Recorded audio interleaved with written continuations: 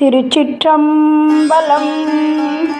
தினம் ஒரு திருமந்திரம். திருச்சிற்றம்பலம். வேதமுறை தானும் வேதியன் ஆகிலன், வேதமுறை தானும் வேத விளங்கிட, வேதமுறை தானும் வேதியர் வேள்விக்காய், வேதமுறை தானும் மெய்ப்பொருள் காட்டவே. திருச்சிற்றம்பலம்.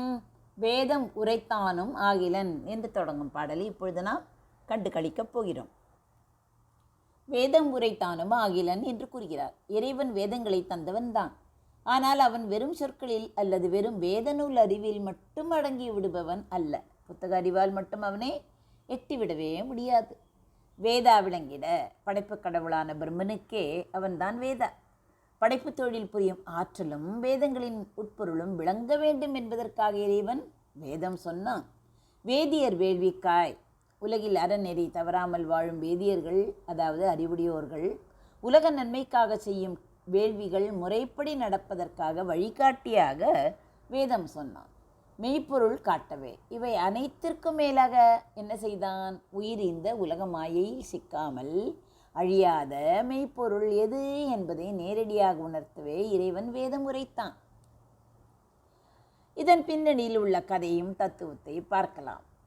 சிவபெருமான் ஆலமரத்தடியில் அமர்ந்து, அதாவது எப்படி தட்சிணாமூர்த்தி கோலத்தில் அமர்ந்தான் அல்லவா, சனகாதி முனிவர்கள் 4 வேதம் மற்றும் ஆகமங்களின் உட்பொருளை உபதேசித்தார் என்பது புராண வரலாறு. ஆனால் அந்த உபதேசத்தின் நோக்கம் என்ன? திருமூலர் இங்கே ஒரு சூட்சுமத்தை உரைக்கிறார் என்றே கூறலாம். இறைவன் வேதம் சொன்னது ஏதோ மந்திரங்களை ஓதி பலன் பெறுவதற்கு மட்டுமல்ல, மாறாக பிரம்மனுக்கு தான் என்ற அகந்தை நீங்கி படைப்பு தொழில் புரிய முனிவர்களுக்கு என்ன செய்தார்? மெய்யான ஆன்ம ஞானத்தை அடைவதற்காக. வேதம் என்பது என்ன? ஒரு வரைபடம் போன்றது, அதாவது மேப் என்று கூறுகிறோமே, அப்படிப்பட்டது. வரைபடத்தை படித்து கொண்டே இருந்தால் ஊருக்கு போய்விட முடியாது. அந்த வரைபடம் காட்டும் பாதையில் பயணித்து இலக்கான மெய்ப்பொருள் யார்? இறைவன். அந்த இறைவனை அடைய வேண்டும். வேதம் சொன்னவனே வேதம் அல்ல, அதாவது இறைவன் வேதத்தை கடந்தவன் என்பதை வேதம் உரைத்தானும் ஆகிலன் என்ற வரி மூலம் திருமூலர் தெளிவுபடுத்துகிறார். இறைவன் வேதத்தை தந்தது நமக்கு பாதை காட்டவே தவிர அந்த புத்தகத்திலேயே நாம் நின்று விடுவதற்காக அல்ல.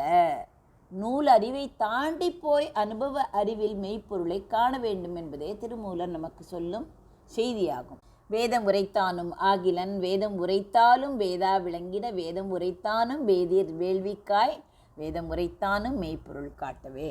நன்றி, வணக்கம். உமா பாலசுப்ரமணியன்.